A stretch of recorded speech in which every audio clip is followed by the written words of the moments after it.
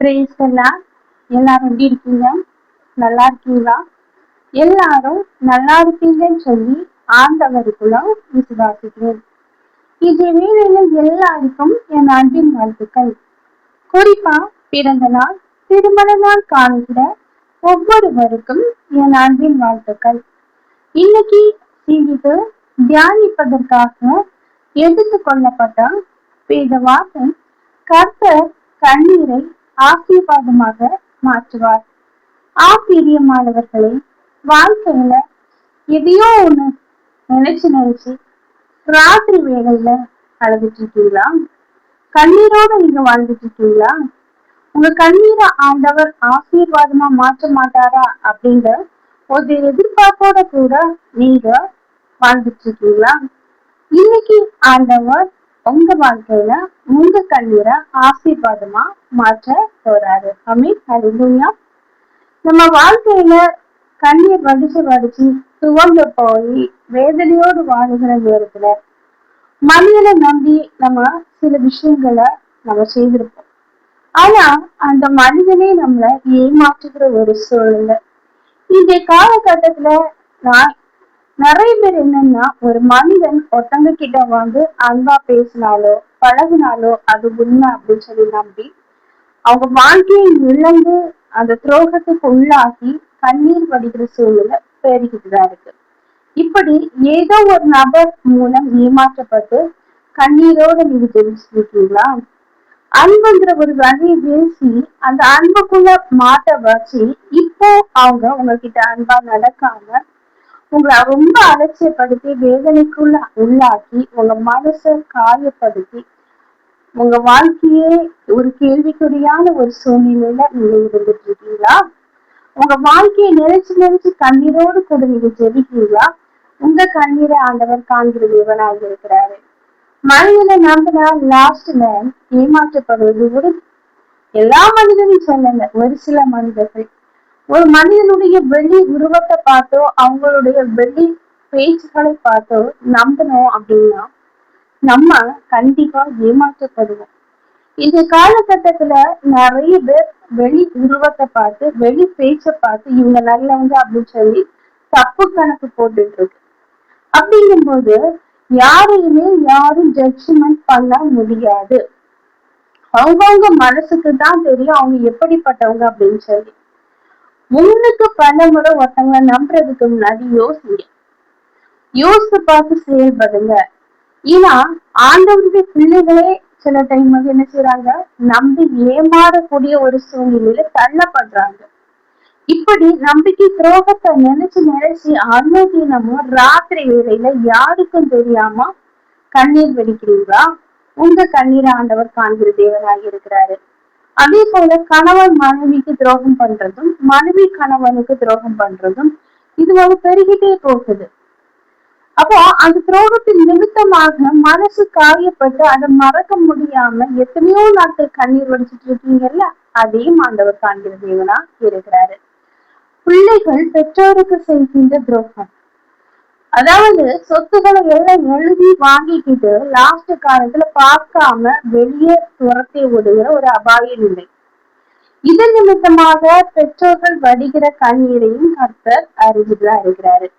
அதே போல பிள்ளைகள் தவறான வழியில செல்லுகிறத பார்த்து பெற்றோர்கள் கண்ணீர் வடிக்கிறது. என் பிள்ளைகளுடைய எதிர்காலம் என்னவாகுமோ அப்படின்னு சொல்லி கண்ணீர் வடிக்கிறது. இந்த கண்ணீரையும் ஆண்டவர் காண்கிற தேவனா இருக்கிறாரு. அதே போல பணம், அதாவது பண பற்றாக்குறையின் நிமித்தமாக கடன்கள் எடுத்து கடனுக்கு மேல பெருக்கி அதை அடைக்க முடியாம கண்ணீரோட இருக்கிற உங்களுடைய கண்ணீரையும் ஆண்டவர் அறிஞ்சிருக்கிறாரு. அதே போல திருமண காரியங்கள்ல தடை, வயது போய்கிட்டே இருக்கு, ஆனா திருமண காரியங்கள் எதுவுமே நடக்காத பட்சத்துல இனி என்னுடைய வாழ்க்கையில திருமணம் நடக்குமா நடக்காதா அப்படிங்கிற ஒரு கேள்விக்குறியோட மனசுல பாரத்தோட வெளியில சிரிச்சுட்டு உள்ளுக்குள்ளே அழுகிட்டு இருக்கிற உங்க கண்ணீரையும் ஆண்டவர் அறிகிறாரு.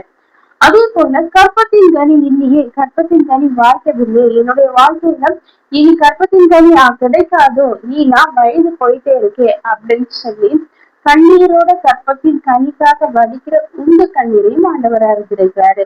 அதே போல தொழில முன்னேற்றம் இல்லாம தொழில் நிமித்தமாக நஷ்டங்கள் ஏற்பட்டு அந்த நஷ்டத்தை வெளியே சொல்ல முடியாம ராத்திரி வேளையில கண்ணீரோட ஜெபிக்கிற உங்க ஜெபத்தையும் ஆண்டவர் அறிவித்துதான் இருக்கிறாரு. அதே போல வாழ்க்கையில படிப்பு, அந்த படிப்பு எவ்வளவுதான் படிச்சாலும் எனக்கு மண்டையில நிற்க மாட்டாங்க, மனசுல பதிய மாட்டாங்க அப்படின்னு சொல்லி கவலையோடு நீங்க வடிக்கிற கண்ணீரையும் ஆண்டவர் அறிந்திருக்கிறாரு. இப்படி ஏதோ ஒரு காரியங்களுக்காக நீங்க வடிக்கிற அந்த கண்ணீர் ஆண்டவர் சமூகத்துல போய் எட்டதான் செய்யுது. கண்டிப்பா ஆண்டவர் உங்க வாழ்க்கையில உங்க கண்ணீரை துடைக்கிற தேவனாக இருக்கிறாரு.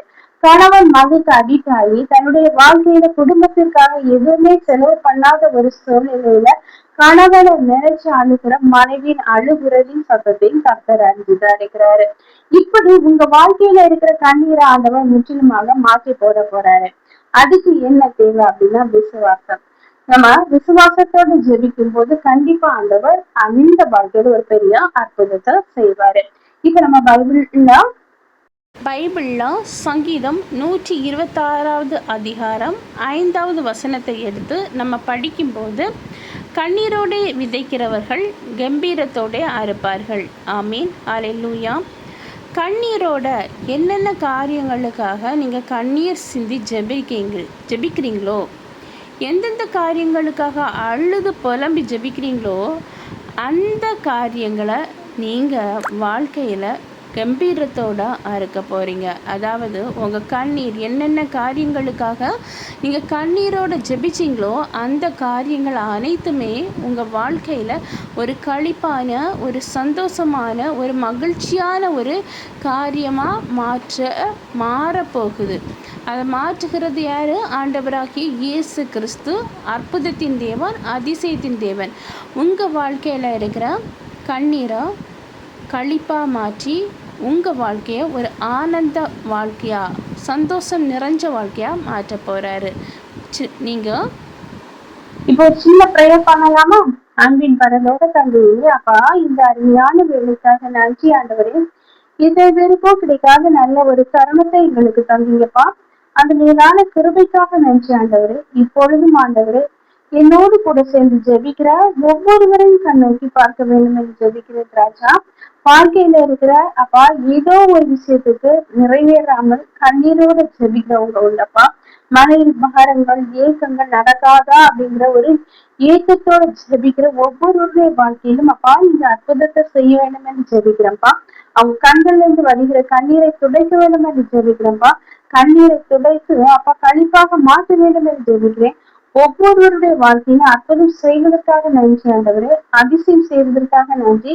ஒவ்வொருவரையும் தாழ்த்தி உங்களுடைய கருத்துல ஒப்படைக்கிறேன். நீங்க பொறுப்படுத்தி வழி நடத்தி செல்லுங்க. மீட்பரின் மூலம் ஜெபம் நிறைந்த பரம தந்தையே, ஆமீன் ஆமீன். கர்த்தர் உங்க ஜெபத்தை கேட்டிருக்கிறாரு. கண்டிப்பா ஆண்டவன் உங்க வாழ்க்கையில உங்க கண்ணீரை கண்டிப்பா மாற்றுவாரு.